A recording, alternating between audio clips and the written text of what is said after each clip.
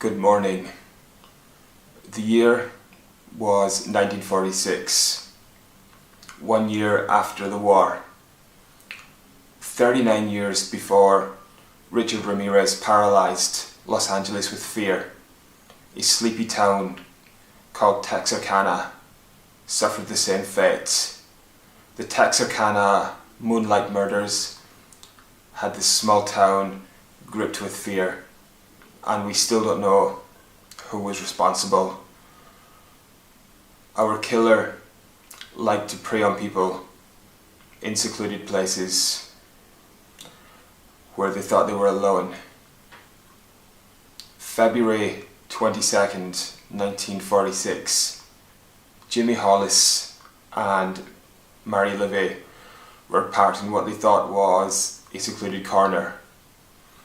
A man wearing a pillow with slits cut out for eyes ordered them out of the car. He pistol whipped Jimmy and fractured his skull. Mary commented later on that the sound was so loud she actually thought Jimmy had been shot. Once he was finished with Jimmy, he then pistol whipped Mary and he sexually assaulted her with the rifle. The physical scars of this night healed, but the mental trauma stayed with this couple for the rest of their lives. But our next couple weren't so lucky. Richard Griffin and his girlfriend Polly Ann Moore were found shot dead in their car on a secluded road. The passerby who picked them up, who found them, initially thought that they were sleeping until he saw the gunshot wounds in their head. You now have a town who are completely on edge. They have a sadistic killer on the loose, and no sooner did they lick their wounds over the recent events than 2 more people were brutally murdered. 15-year-old Betty Jo Booker, a keen saxophone player, went out on Saturday night to play music with friends, as she does every week. Her friend Paul Martin collected her at 1:30 a.m. Paul Martin was found dead by the side of the road, shot 4 times. Betty Jo Booker's body was found a few hours later, 2 miles from the body of Paul Martin.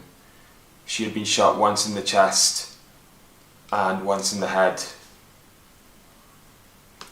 The only lead the police had right now, after 4 killings and 2 attempted murders, was that the killer used a .32 caliber gun. You now have a town who are gripped with fear.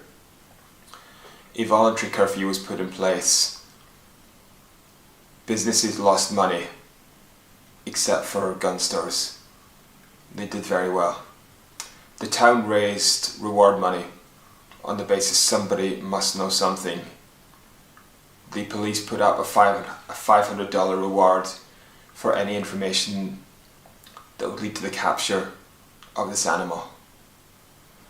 On the 3rd of May, 1946, Virgil Starks was listening to his favourite radio station when 2 gunshots came through the window. Katie Starks ran downstairs to find her husband bleeding. Moments later, he slumped into the chair. He was dead. Katie Starks ran to the phone to try and phone the police. As she picked up the phone, she was shot in the face twice. Katie got her gun and was blindly shooting before she decided to run to her neighbour's house. Miraculously, Katie survived, but Virgil was victim number 5 of the Phantom Killer.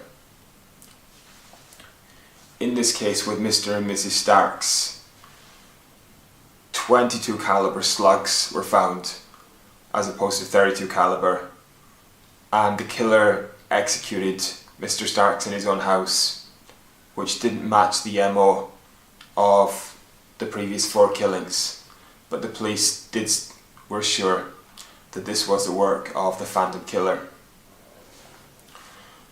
After the brutal attack on the Starks, the phantom killer went back into the shadows and he was never heard from again. In 1976, the film A Town That Dreaded Sundown was released. There is an annual showing of this movie in Spring Lake Park, Texarcana. No one was charged with these crimes, but there were 2 suspects. Petty thief Yul Swinney, a car that the police suspected had been used in the murder of Mr. Starks and the attempted murder of Mrs. Starks, had been found abandoned by the road. The police staked out this car. Eventually, Peggy Swinney returned to this car and was arrested. She said that she had borrowed this car from her husband, Yul Swinney. Yul Swinney made some very peculiar statements when he was arrested.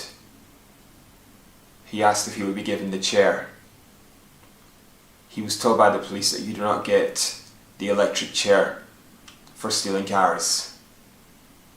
He said that you've got me for much more than this. Joe Swinney also, he owned a 32 caliber gun, although he did sell this in a game of craps. There was a body of circumstantial evidence against Yul Swinney, but there were complications. His fingerprints did not match any at the Booker Martin scene. His wife, who initially confessed that Yul Swinney did it, recanted her confession. 2 phone calls were made to 2 of the victims, one in 1999 and one in 2000, apologising for what their father had done. Yul Swinney did not have a daughter. The other suspect, Henry Booker Tennyson. Henry Tennyson purchased cyanide. He told the shop it was to poison rats. He digested the cyanide, and at 18 years old, he was dead. Mr. Tennyson left a lengthy suicide note. In the note, he did say, "Why did I take my own life?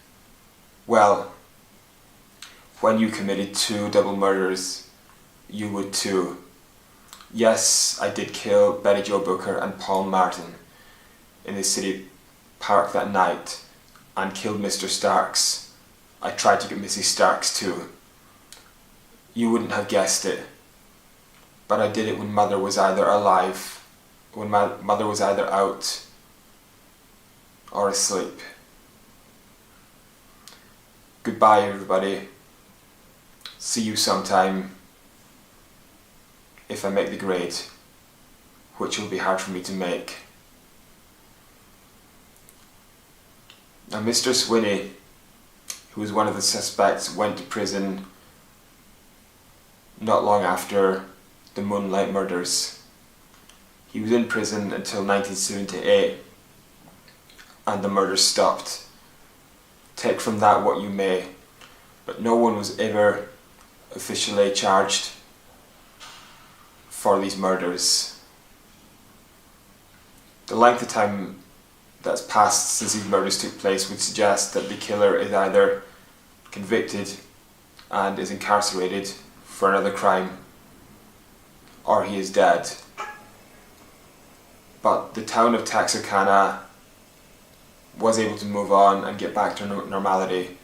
But every year in Spring Lake Park, there was a showing of the Town That Dreaded Sundown, a reminder of this innocent town's dark past.